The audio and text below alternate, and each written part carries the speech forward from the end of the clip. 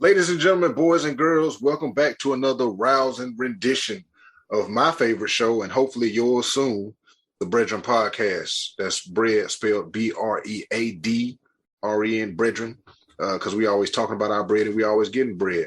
And you heard me say I always have to introduce my illustrious co-host. We're short one right now, possibly today. We don't know. He may join us, but fatherly duties and family duties always call first. So shout out to the brother Deshrin Wells. But I am joined by the illustrious Dr. Ajamu Loving, PhD, CFP. Those letters mean something. Google them and you'll find out. The man's good with money. That's all I can say. How you doing, Dr. Loving?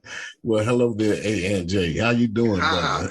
Hey, not to be confused with the Irkin jerk, but I'm great, man. Look. Hey, man, it's good. It's good to be on with you. It's been always a minute. Always a pleasure. Yeah, business is booming, we shall say, for everybody. It's I have deemed it a season of power for all within our touch, reach, and voice. It's a season of power.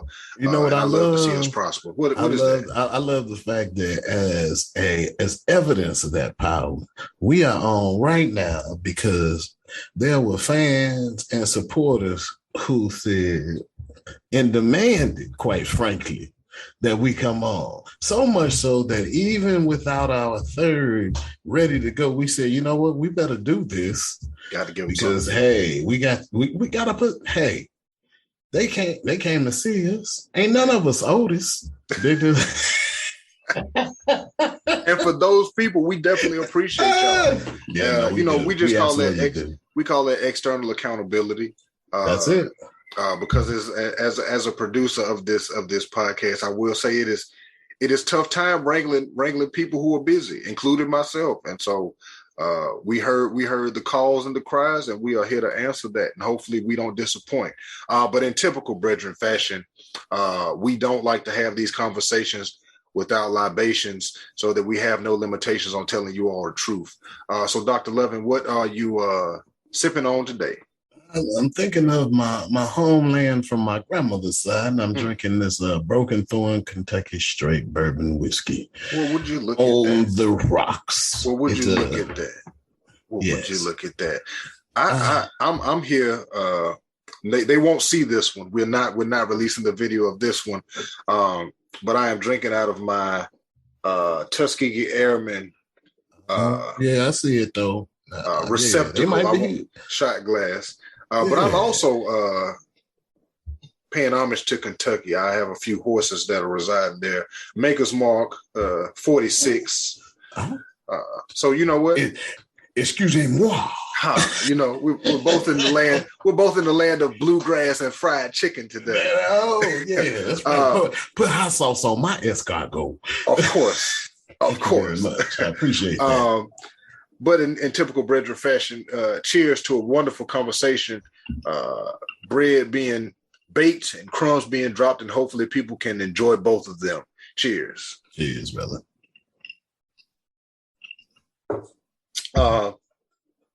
But we've had a few cocktail convos in between our initial episode to kick off this season, which we said we were going to be deliberate about tackling the 3 L's: longevity, legacy, and liquidity. Not in that order, not in any particular order.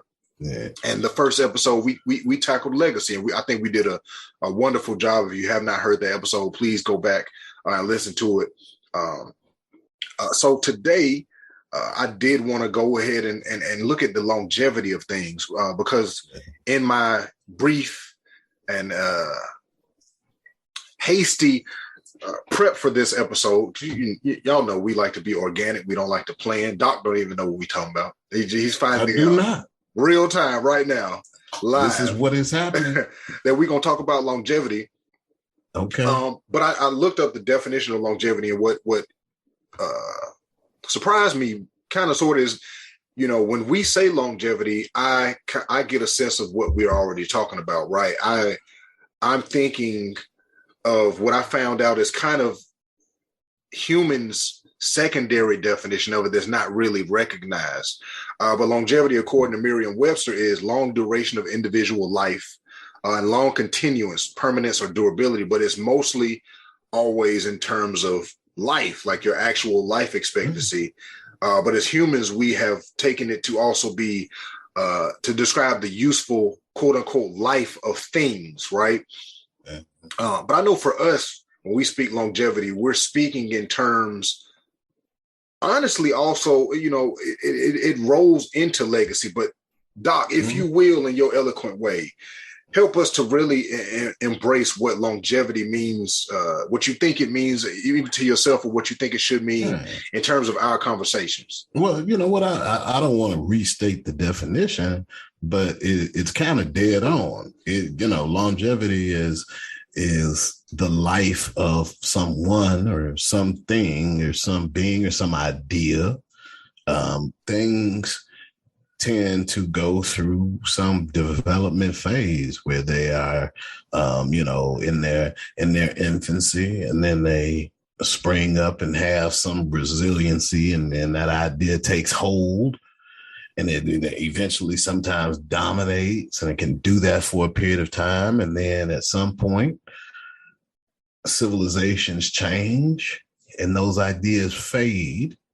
And new ideas come along, and those are typically more progressive ideas. But the interesting thing is there's always this movement in terms of a progression towards new ideas. So longevity rolls with progression in terms of just keeping an ideal or a mindset or a paradigm in motion so that it doesn't end.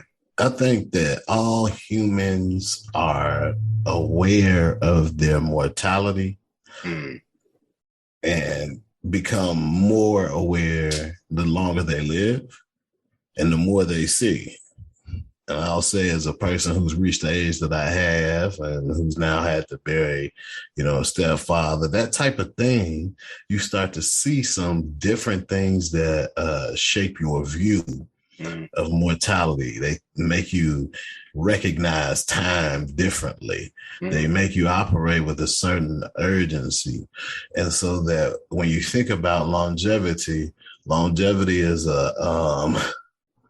it's not a luxury, it's something that must be planned for, right? For your own life, so that you can be both useful and wealthy and enjoy yourself and leave a legacy and all of those elements that we talk about, right? But all of that takes provision, and it takes planning, and it takes an execution of a plan, right? That's really what it comes down to. Do you really believe it enough to actually start to put something in place to go there?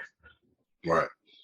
So what I'm hearing is, in terms of longevity, in the context of life itself, is long duration of life. But also but longevity is like longevity of your wealth can be an important element of that, right? Right. What do we think of when we think about the traditional work cycle, right? Or life cycle in general of economics? What do? You go and start off making a low wage and learning and gaining human capital that makes you more valuable.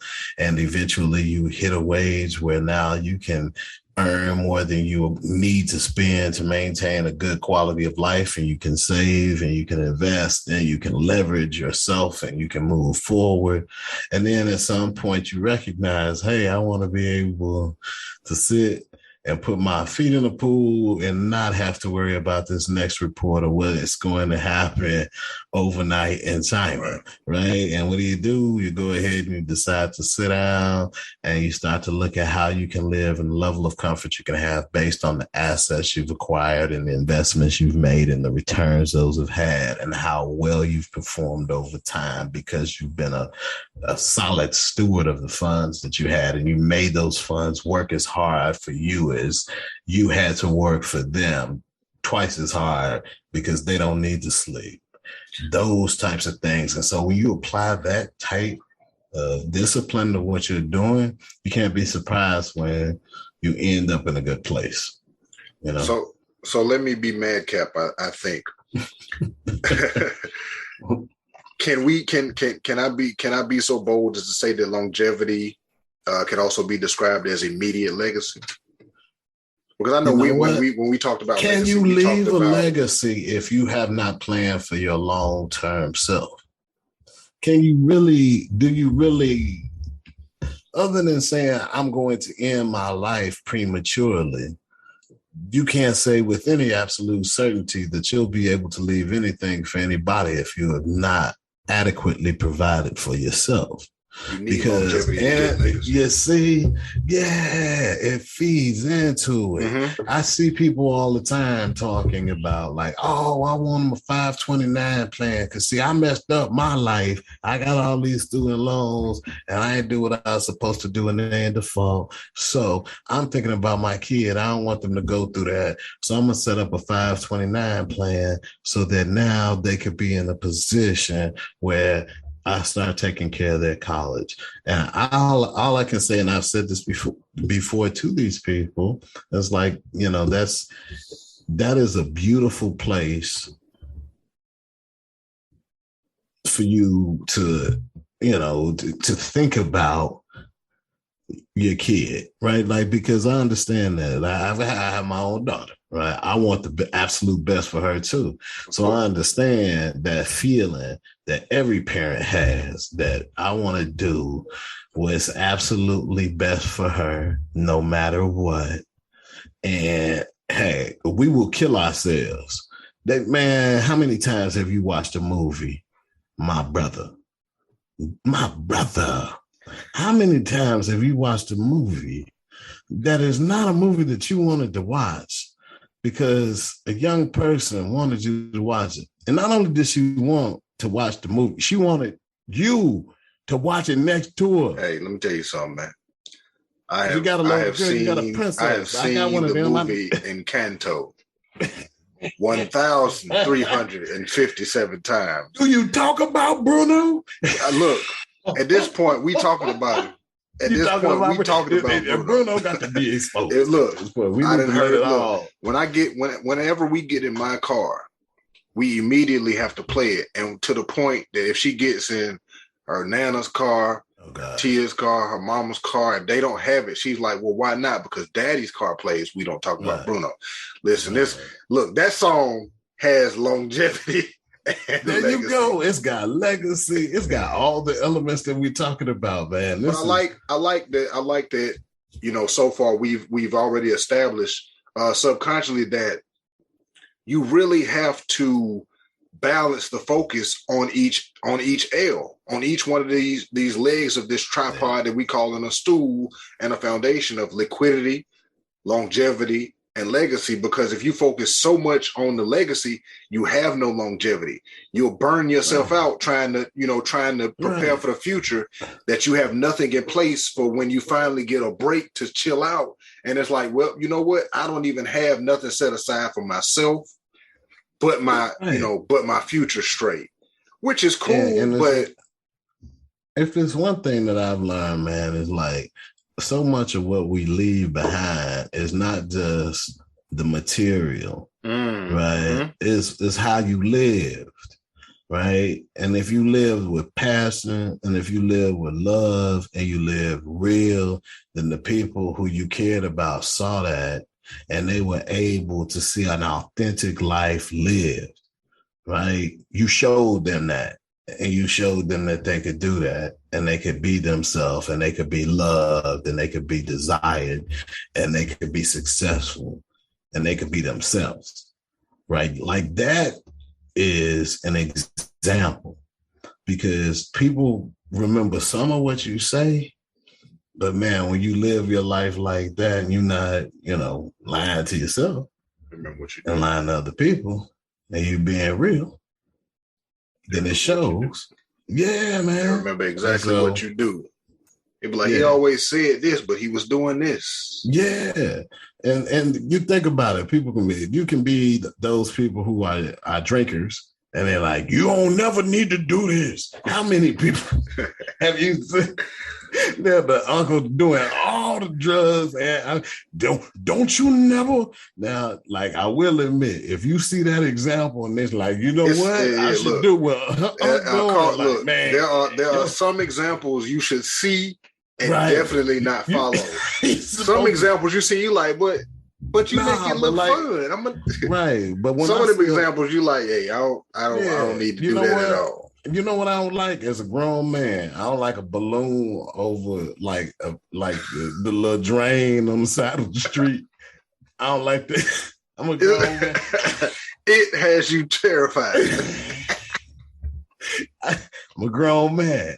I avoid all forms of complete foolishness, and all I know is why is it a balloon over the drain? Hey, look, my brother, Mm. That's just part of having melanin in your skin, because that movie don't work.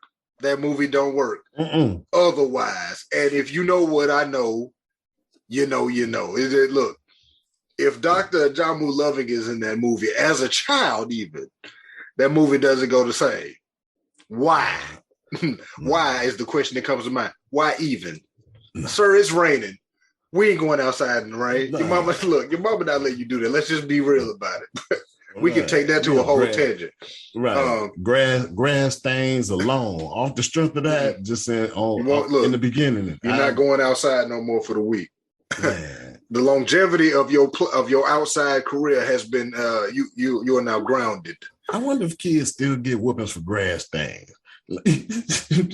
I mean, I did run and slide on my knees. I knew what I was doing when I did it. I'm gonna be honest with you. I don't think, unless they are in an outdoor activity, I don't think too many of them are going outside like that no more. But that's a whole nother side tangent that we can introduce in our new podcast series called Uncles on the Back Porch. Right, that's gonna be the one where we sell laundry detergent. Like, what happened to the grass stain? So then, next thing you know, we're gonna be talking about some kind of detergent. We're gonna get fancy then. I'm gonna buy a hat. You ain't gonna see this bald head no more. It's gonna be all kinds of beautiful. Doc, speaking into existence, we're gonna get sponsored by Tide. Oh yeah, Tide Pods. Don't eat them. Just put them in your machine. Right. Look, we're going off on a whole tangent. Okay, but come on. Yeah. Back to business. We talking about longevity here. But you definitely made a lot of good points in terms of how, longevity does feed into legacy. And then also pointing out the delicate nature of balancing the 3 L's. It's a 3-legged stool if we talking in terms of liquidity, longevity, and legacy. I think I explained it once in a prior episode, and I talked about it, like the announcement that you receive from the flight attendants as you're getting ready to take off. Typically, this is happening as you're taxiing, or like right before you get started. And they say, if the cabin loses pressure, oxygen masks will fall from the ceiling.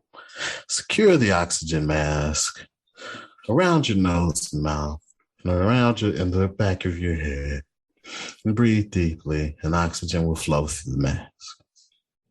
If you're traveling with a child or an elderly person, secure the mask on your face first, then attend to the child or the elderly person.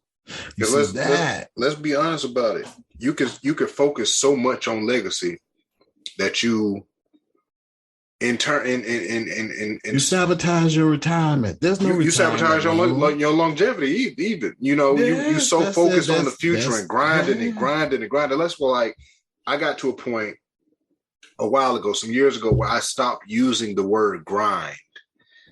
Because it was, it had, it can have a negative connotation. You're grinding something, you're wearing it down. Dude, and is that how you want to feel? Yeah, do you want to feel grinded about down? What it is that you do to create impact and productivity that feeds you and your family? Like back in the day, people did farming. Let's be real. So they can also create a sense of resentment too, because now every time the child do something, the legacy does something, you you don't even know what I'm doing for y'all. I'm grinding it. I'm grinding. Because you're not living your life. And what good is longevity if there's no quality to it? I don't want to do something long and horrible. QOL, the quality of life, is a conversation that often gets overlooked because we're so busy grinding. Yeah. And look, and it's not Christmas time, but look, the entire point of Ebenezer Scrooge, it was, it wasn't that he was just a guy who hated Christmas. No, this man had everything and didn't even recognize it at all, and didn't bother to value the people who were trying to love him, despite the fact that he was a miser. And the reason he was a miser was because of fear. And fear cripples people, even people who could otherwise be very powerful. Fear has crippled me in my life at certain times. And if we're honest, most of us can and probably will say fear has crippled us and kept us from making the decision we should have made, ending a relationship we should have ended, quitting a job we should have quit, leaving a church that didn't respect us, all of these types of things, but we took it. Fear sets in, even just speaking up for yourself in a meeting. It don't even have to be quitting the job. Just, did you speak up? I should have spoke up for myself in that meeting when they said whatever. You don't even do that. It is, I think, I know somebody said it before, but fear is, number one killer of dreams. The secondary killer is doubt, which doubt can be fear. But if it's external doubt, it ain't fear. But then it could be fear because they scared to see you fail. They scared to see you fail. You scared to see you fail. Fear is it. Yeah, man. Fear is the root of all evil. I said it. I mean, it drives a lot of the things that we experience so negatively in this country. It drives a lot of racism. True. There's a reason that they Fear were able to do that Birth of a Nation movie in the 1920s and Gen of Fear in the entire country about some impending invasion of black savages who wanted to ravage white women. And they made that real for people. Filmed in a farm. I forgot where. What's crazy is I just saw a documentary about the making of that movie, maybe like a month ago. Mm-hmm. And they went to the farm and all of that because the making of that movie was a thing in itself because they had there was a point in them making it and all of that stuff. So but the resurgence of the Klan came out of that movie, right? Isn't that something, man? I've been on my kick lately where I've and I'll say this publicly because we're honest here. I gave Doc a name for what we do. I won't say it here, but we do tell the truth. We don't sugarcoat. We're honest here in terms of the subject. We're talking about life, business, and just being better. We're not going to sugarcoat it and make it seem like, all you got to do is go get yourself an LLC and you and your kids will be straight and get you some life insurance. No, there are obstacles to overcome. There are barriers of entry that are put in place. Fear is obviously a grand hurdle for a lot of people. Getting out of certain situations in order to be able to put yourself in a better position for any of the L's is a whole nother thing. But I graduated, attended, and grew up in Tuskegee, Alabama. Everybody, if you listen, you know that. And I graduated from Tuskegee University.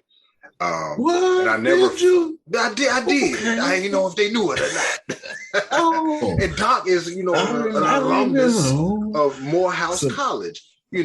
But and you know what? You're welcome for mentioning it. I could have not. I am a Morehouse man. Thank you for. I didn't know you couldn't. The rocks would cry out.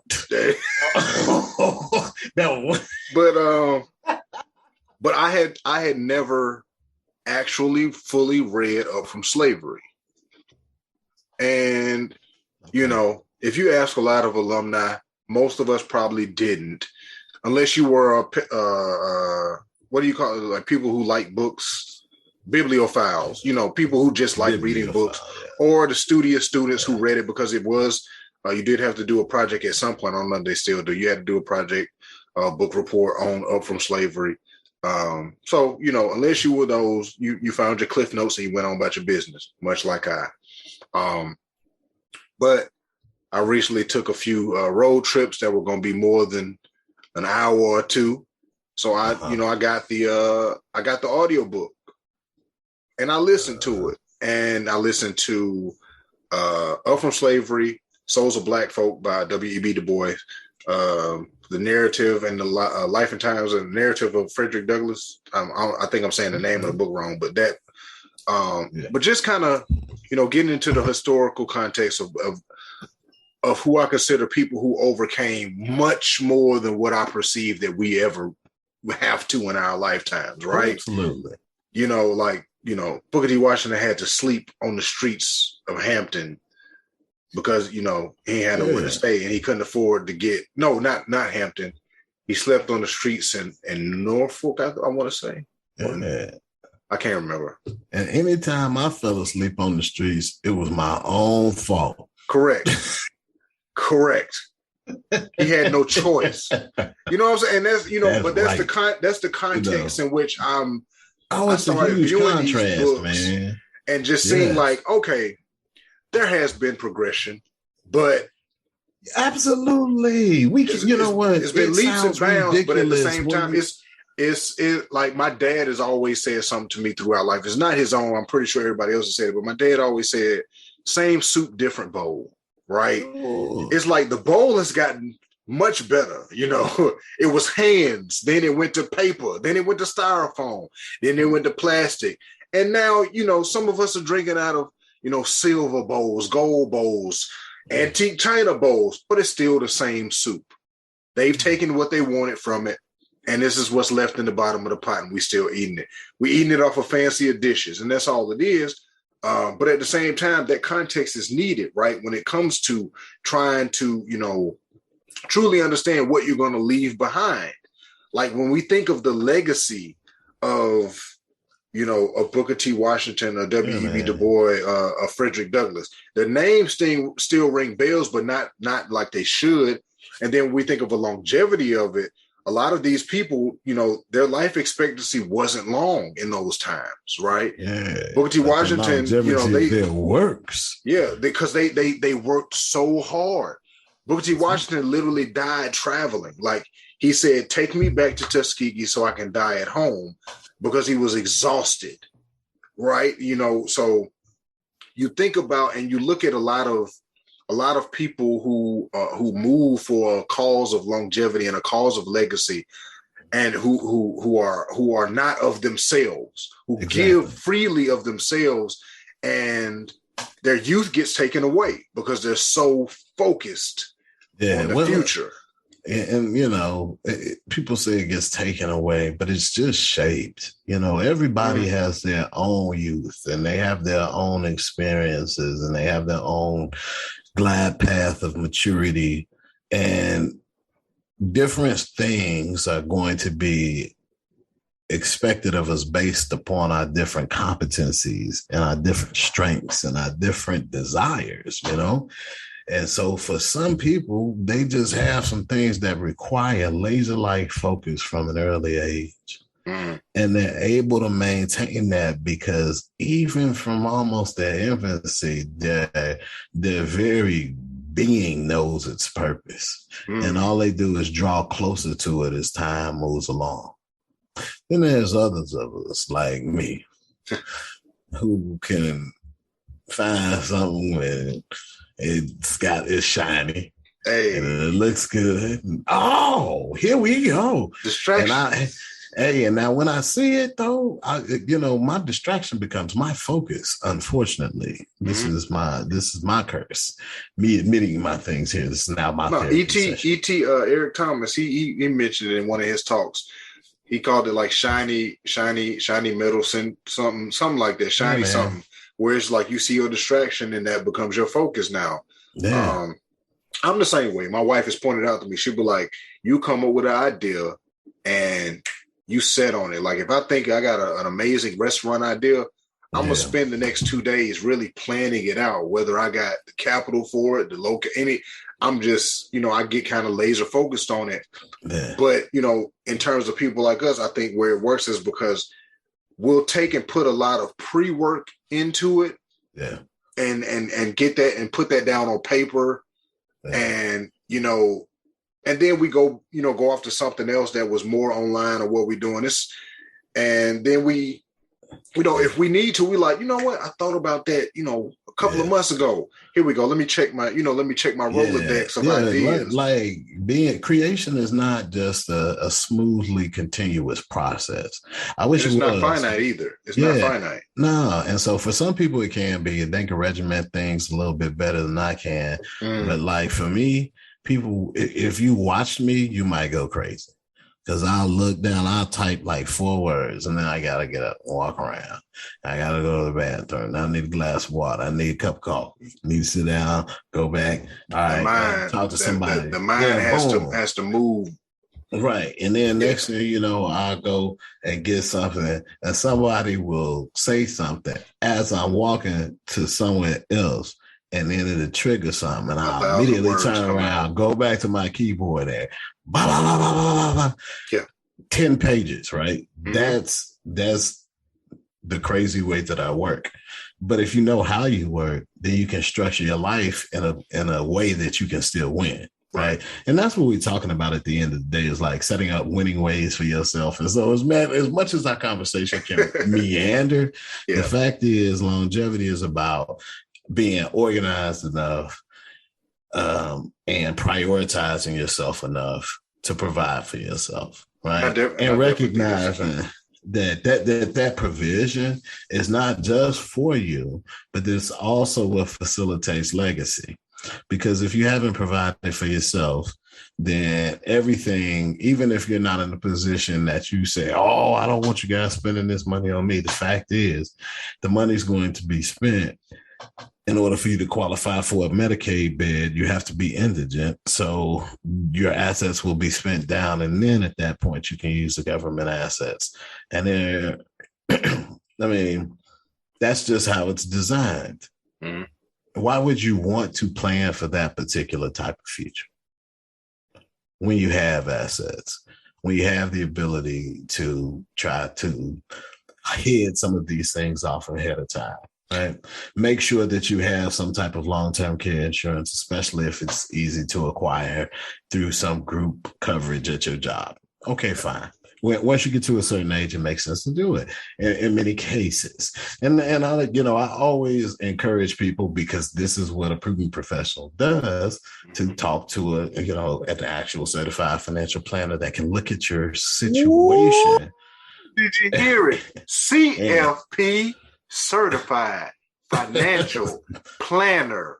You have to take tests, get certified in this. Yeah, this ain't some fly-by-night operation, Dr. Ajamu Loving. Right. Go ahead. No, I was going to say, because when we talk about these things, it's always on an educational level. And you said, I'm careful to never say, oh, this is what you do in this situation, because no, you need to look at each situation the same way a doctor has to evaluate each patient. You can't prescribe everything for everybody. No, you can't. It's good to say, hey, everyone needs some form of protection, but there are people who aren't at the place to even begin to fathom that. So then their conversation has to be totally different, and there cannot really be a generic one-size-fit-all solution for when we're talking about these things, longevity and legacy and liquidity. It's not a one-size-fit-all. No. Everybody don't need an LLC. Everybody don't need a family business. No. Everybody doesn't need, $1 million in coverage. But I think it comes down to one of those old school sayings. Coverage of just a term insurance policy. It's just like car insurance. That's just pure coverage that just, for the next 20 years, if something happens to Lemuel, then, the money that at least the house will be paid off, and y'all will have a little bit of money to send the kids to school. That type of thing, right? And all I want, when I'm talking to people, especially through Brethren and other things too, because everybody needs the just simple stuff, right? And everybody needs to quit pretending, because social media has the whole world pretending like everything is sunshine and rainbows and lollipops, and there's no look, problems, and we everything's all always say good. comparison is a thief of joy. Yeah, Social man. media will have you thinking that you are not where you are supposed to be. And that is to the Bro, detriment of humanity, man. because you look at and the other thing about it is you will see we never see the dualities, because Right. social media will push the natural algorithm, not even the technical algorithm. The natural algorithm will say, all right, I'm seeing people who are doing this. Let me continue following and looking and subscribing to more of this, of what I Right. want. And let me delete these people who this. You see people post all the time. If you not talking about this, and this, I'm finna get you off my timeline. And How do we get there, man? How do we get to the point? We get there because of division sales. And when we talk, So here's what I think. I think we get there because we're short-sighted. of course, we're very immediate, instant gratification. Yeah. If you're not, big house, big car, flashy, flashy, flashy, I don't really want nothing to do with you. Even if I don't have it, I want to see it so that I get it, because everybody is, what you see, that's what you get. But if you have not done any work, if you have not done any prep work, if you haven't made something, have you educated yourself on what it takes to get there? You just think as long as you just put posters on your wall, it's gonna manifest. Oh yeah. Nah. And you know what? I don't want to come down on the idea. No, of course not, because positively reflecting on something. That though, but that's part of the work, and right? making the mantra. Exactly. Ask, right. Believe, and receive. But then faith without works is dead. There you go. You gotta do it. You gotta do it. If you gotta do it. You have to. And it's not enough. Every now and again, you might just get what we consider and what we will call a miracle, a full-on blessing now. But then other than that, outside of that, you got to put in work. And most of the time when you get a blessing, let's be real, that blessing comes with a responsibility. That blessing probably also came from somebody else. Right. Prayed for you because you ain't pray for yourself. Yeah. And so so even with that, that's more responsibility. Because it wasn't you. And that's what, and I think when you look at successful athletes, when you look at successful anybody, a lot of times it's not just their internal drive. You see that maybe with golfers and tennis players, because it's just them. Even then, they still got a team. They got their caddy, they got their coaches, they got all that. That's true. Their thing is their biggest difference in terms of golf. Well, golf is a little bit different because you got your caddy on the course with you. But like explicitly in tennis, remember Serena got in the whole. They tried to create a whole thing because they thought that she was communicating with her coach. Like you can't communicate at all. Yeah. So there are solo sports out here, and life doesn't have to be one of them. Exactly. You can get an Ajamu Loving in your life, even if you can't afford the services of people like that. Being savvy enough to have free courses on the internet now that you can exactly that we can put a link on there that you can go ahead and put the links in the description, and they can look at how to start their own digital business. Man. And that's the thing. And I don't want to knock it, but I don't want to boost it. YouTube is great, but YouTube is a form of social media. Yeah. So what you can do is you can find reputable resources that are available for you. A lot of advisors, planners will give you, free consultations and just a basic introduction and have free information out there to tell you what's laid out for you. And I think that's the bigger conversation that needs to be put out is everybody is up, at this pedestal level of, LLCs, company owners. I own all the businesses and I'm doing everything, and everybody sees it and they strive to do this. Yeah. And it really is aiding to the longevity. But here's the caveat to it that I want to hit on real quick before we get up out of here, Doc, is we so focused on the longevity of right now that we're not even enjoying it. People hustling and grinding to get the G-Wagons and the properties and all of that. And they don't even have the time to go sit at the property that they got. 50 Cent said it recently. and Earthquake, the comedian. Earthquake, the comedian, was on Club Shay Shay with Shannon Sharp, and he said he had like a $3 million house, like 3 doors down for Jamie Foxx, and his ex-wife had bought everything. And he said he got to a point he was like nothing. He had not bought anything for himself. Everything was she had bought it. You know, the house, everything, cars, all of the flash was she bought it. He didn't buy nothing for himself. And 50 Cent said the house he had, one of the first houses he had was so big, he didn't even want to go down one of the hallways. Who was the house really for? 50 bedrooms, 40 bedrooms, 30 bedrooms, a house so big that people are living on one side of your house and you don't even know them. Yeah. I think that happened to somebody. I can't remember who it was. A celebrity, house so big, somebody was living in one wing of the house and they didn't even know it. It's amazing how you grind so hard to get so much flash that, your longevity is put in jeopardy. It's amazing how much a hole in the middle of your soul can suck out of your life. Mm. You know what I'm saying? Like the power that it can have, the destructive power that it can have on your finances, on your ability to think, on your productivity, on who you are sometimes as a person. Like it's amazing how you know why I think that, and I truly think it is because I felt it before. Mm-hmm. And my dad really, really, really instilled it in me. And I get it now. Because my dad always, at this point, the only thing that he hasn't done that he wants to do is he wants to get an RV. Like that's his thing, to get like a big RV. And I love how old brothers just be like, dream. You know what I'm trying to do? We gonna travel in the grill. But the flip side of that is he watched his father, my grandfather, do it. But my grandfather did it a totally different way. My grandfather bought an old school bus, a Bluebird school bus, and gutted it out and, converted it into an RV. Shower, 2 beds, kitchenette, dining table, all of that. A school bus. Like we talking about an old school bus. Like something you'll do. And of course it will. Because it's great because I grew up my entire life. That same bus was always in my backyard. It was always in our backyard in my grandmother's house.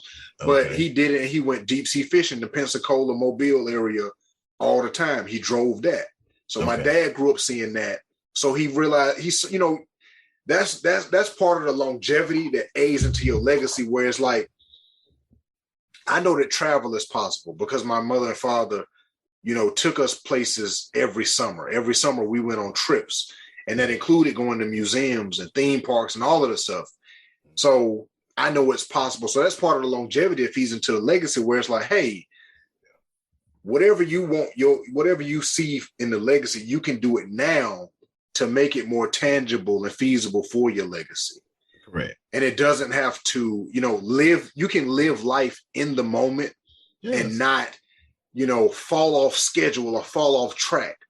And I think we really get caught up in that because of the grind and the hustle mentality, where it's like, okay, if I want to make sure my kid's straight, I'm finna work 70 hours a week, where it's like I'm just grinding. And you have to ask yourself, is it worth it? Let me work it. I put my game down, flip it, and reverse it. And is what I'm doing, am I actually doing what I think I'm doing? Right? Because what you think you're doing am I on a treadmill? You think that you are creating a better environment for your kid, but now you are creating an environment where they have a parent who is absolutely exhausted. That parent has no exhausted or either absent or both. Yeah, they don't have the energy to interact with a child in a way that they could impart that positivity and hard work ethic that they have, because they are working so hard that they can't be present in the child's life. And now, let's be honest, that delays your legacy, because if they inherit that behavior, now they workaholics, and their children may be workaholics, unless that bright light bulb pops up in the next 1 or 2 generations. Right, says, somebody I don't have to do this. You gonna come up with a work smart, not hard kid that's gonna get it.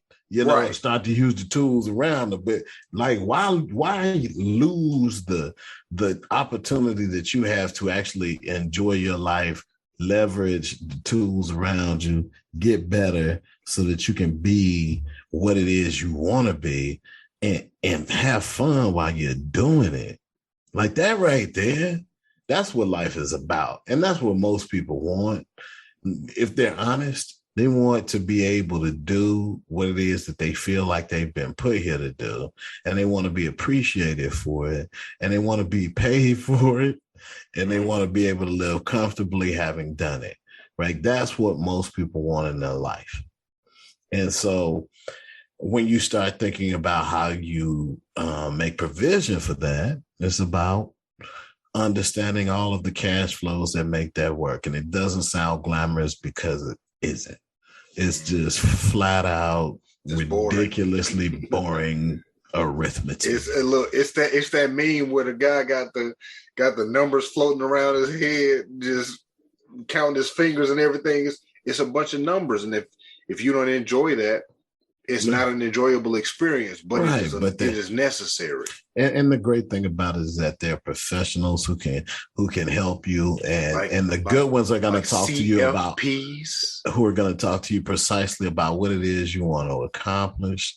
And they're going to talk to you about all the resources that you have, and they're going to talk to you about what it is they do, and they're going to talk to you about how it is they get paid, and they're going to talk to you about the tools that you're going to use to go where you want to go. And then they got to talk to you about how you actually make it happen. And they're going to talk to you about how they're going to talk to you in the future. Like that right there's a lot of communication, but that's what's required to do a good job when we're talking about your financial future. Time is money. It doesn't that's stop. What it is. It doesn't stop. Yeah, that's what it is. And constant communication about your time and your money is a necessary thing in order to keep the stool stable. And let's just call it what it is, to keep the stool stable. The three-legged stool of liquidity, longevity, and legacy.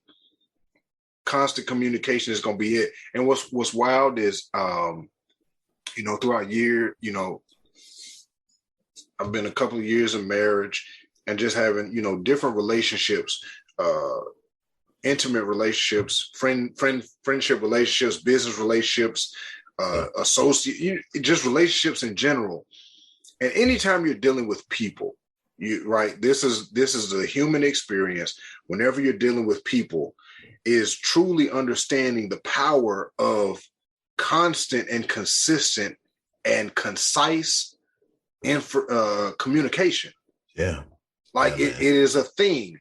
And I think naturally, as a good portion of us are very relaxed in that, right? Communication is not everybody's forte. Communication is not everybody's, thing. But everybody does it. But I think that's one of those things where we have to start putting it into the category of it's a necessary sacrifice. Yeah. I tell people all the time, everybody I know, I tell them, at some point I'll be like, y'all know I'm shy, right? I don't really, I don't like public places. I don't like being in large crowds. I don't be in large groups. But if I know you, I have no inhibitions really, Yeah. Like me and you talk very freely with each other often. If I'm in a room with DJ, we having a ball, it's a level of comfort that comes, but you only get that through communication. Yeah. If I don't constantly communicate with you, I will never feel comfortable with you. Yeah, so obviously it's the same scenario if you walk into a bar, right? A man is sitting at the bar, you sit down next to him, and some kind of way a conversation sparks up. And as that conversation and the communication progresses, the comfort level and the barriers naturally decrease. Unless somebody says something that's off the wall, it goes where it goes, and it's a natural flow because conversation is part of the liquidity. I'm just teeing up the next conversation, Doc, whenever it comes, because the way it's looking, we might only do 3 episodes this season, and that's fine. We're going to have plenty of filler in the middle. But if we doing it how we doing it right now, the 3 L's, the stool will be very stable for those in terms of concept. And hopefully they're able to take that concept and put it into practice and tangibility. Is that a word? I don't know if it's No, if it tangibility is a word, man, brother. I seriously love where this is going. I think that it's something interesting. Like we all have different energies, and so when it's just you and Destrian, sometimes it's like, oh, okay. And then when it's all three of us, obviously it's our full different Voltron energy that it is. And then when it's the two of us, I don't know, man. I feel like there should be some Outcasts playing in the background, but I don't know. I know where you're getting at. I feel like I put some extra gravy on my voice. Listen to how I said gravy. It's almost like I'm from New Orleans. When it's just me and you, is very mellow. That's what it is, bro. And not to say that DJ is rambunctious. No, man, you know what it is? It's DJ's voice is very powerful. It might be this. DJ's voice is powerful and it cuts through. Yeah, it does. You have a very Lenny Green, quiet storm voice. And we've said that before on this platform where it is, you are soothing. Whereas I want you to teach people financial well-being like as a bedtime story. You are the LeVar Burton of financial planning, and I'm saying it right here, right now. Your voice is soothing to people where you can say, what? Open your 401k. And I've been giving you time, but I got to be the first one to say it. Okay. People over things. People over things. That's true, man. I need to say that, and I need to apparently say it in my LeVar Burton. For the first time ever, I'm the first one to say it.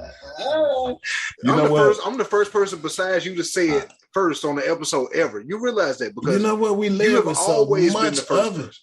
We live with so much of it that it was always insinuated. But you know what? I would be remiss if I did not acknowledge my stepfather, one Reverend Dr.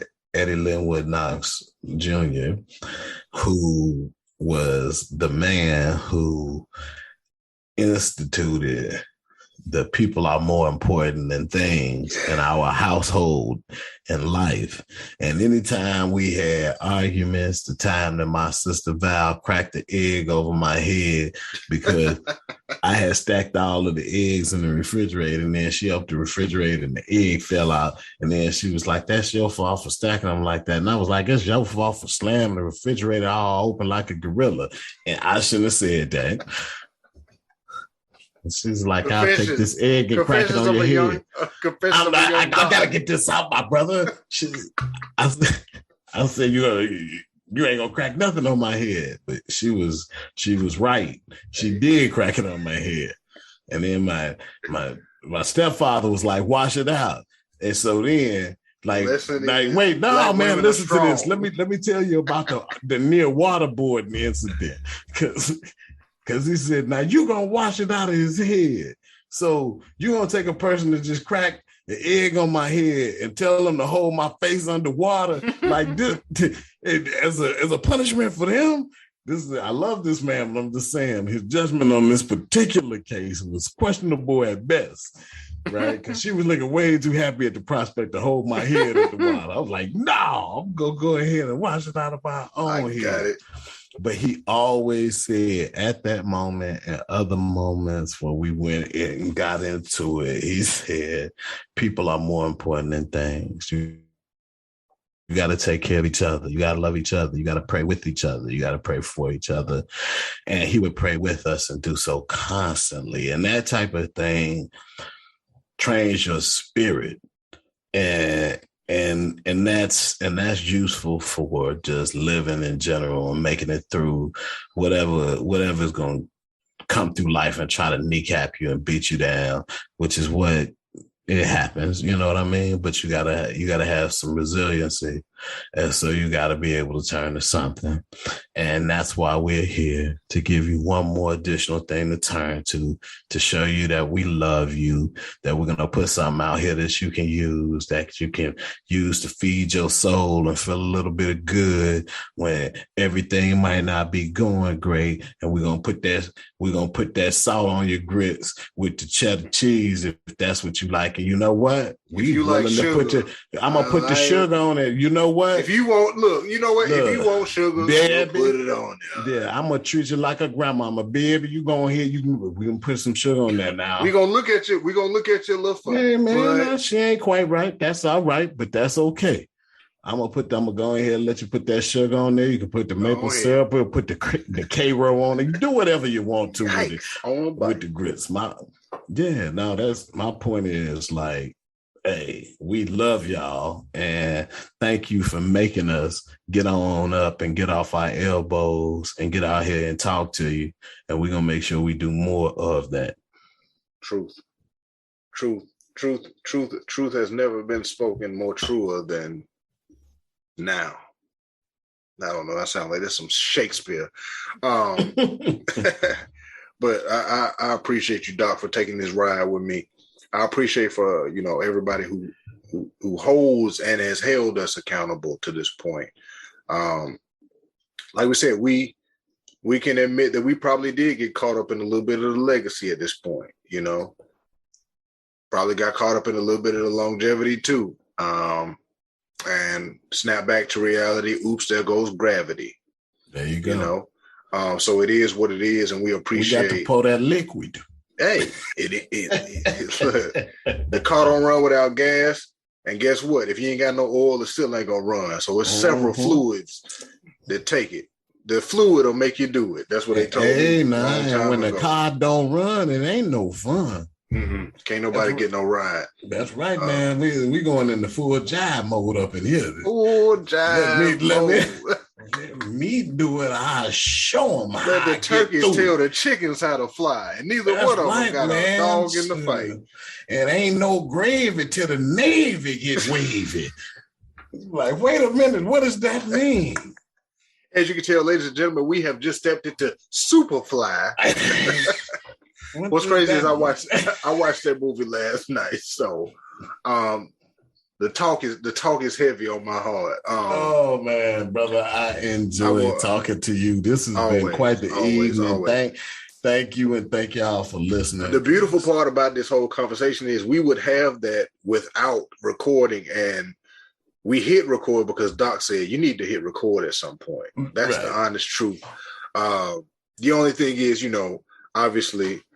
Typically, you, I, and Destry get on, and we'll jive about business for a while. Personal business in terms of the holding company and dealings with each other's corporately and non-corporately, and it flows over because it all applies. So hopefully, from this conversation, like we said at the beginning, bread was baked and crumbs will drop. It's not a one size all fits solution. Wherever you are. Acknowledge where you are. It's something I've been saying recently to my constituents and my colleagues. Like I said at the beginning, we are in a season of power, but I want everybody to acknowledge where you are. We get really caught up in, like we said, you focus on the legacy part of the L's, and you also get caught up, the legacy part. If it's a balance, and the takeaway is. Have your balance in it where you do a little bit of longevity, but you got to live. You got to also acknowledge from henceforth where you've come. Right. The fact is, where were you at 20? Where were you at 30? Where are you at now? And if you below those numbers, hey, look further back. If we gonna talk about the adult conversation, quote unquote, we in America. Check from when you was 18 and keep moving closer to where you at now. Yeah, man. I dare to say, I promise you there's progress because you can find it in everywhere, Yeah, man. Even if the account balances didn't move, your knowledge about what it is you shouldn't do has typically grown. Unless action. And yeah, and that's the thing. I think that so many times it can feel overwhelming, and you can allow the fact that you feel overwhelmed to continue to put you in situations where you are continuously overwhelmed because you never handle anything. You don't get stronger until you start handling stuff. You got to start with the bar when you're doing bench presses. At least that's how I started when I was about 12, 45-pound bar. And then you start putting weights on it. Eventually, you work all the way up to having one whole 45-pound weight on each side. And you feel like you're the strongest man in the world when you lift 135 pounds at the age you see of 13. A man pulling up. Then you see a man and a woman pulling up 600, bench pressing or deadlifting. This is my and point. Then you compare yourself, and now you think you're not adequate. You've done nothing.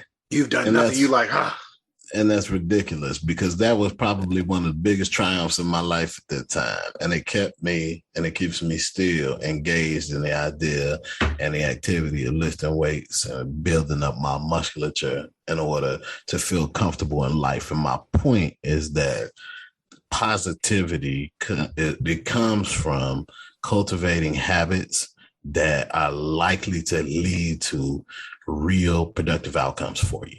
Right. And so it's what it is. It's about what you do. Yeah. What you reflect on matters and all the rest of these things because it is likely to impact what you do. And at the end of the day, this is about talking with you about the things that you organize your life around so that you can do what it is that you say you want to do. You want to leave a legacy, then you have to plan for the longevity that you need for yourself so that you can also plan for somebody else because you have to put your mask on first, just as we talked about with the airplane metaphor. And so there you go. Ladies and gentlemen, is how you become a speaker who gets compensated to do the things that he does because he literally just did what comedians and that's what they do. You make a joke in the beginning and you come bring it back. You wrap it all up. Doc just did that for you. Quit. Real quick. He made the analogy earlier and just brought it all full circle 360. Tangibility, as we calling it right now, where I appreciate you, Doc. Yeah, brother. I appreciate Doc for not charging me the exorbitant amount of money that he could charge me to be on here. Doc could be charging me Dr. Oz type numbers to be on here and giving real information. That's not a slight to nobody. Man. Once I find out all the secrets that Dr. Oz and Dr. Sebi and all the rest of these doctors been hiding, and we can have eternal life, I'm gonna make sure I give it to everybody. Doc gonna be out here telling you. Doc is gonna be the new. I'm gonna tell Oprah. Once I tell Oprah, it's over with.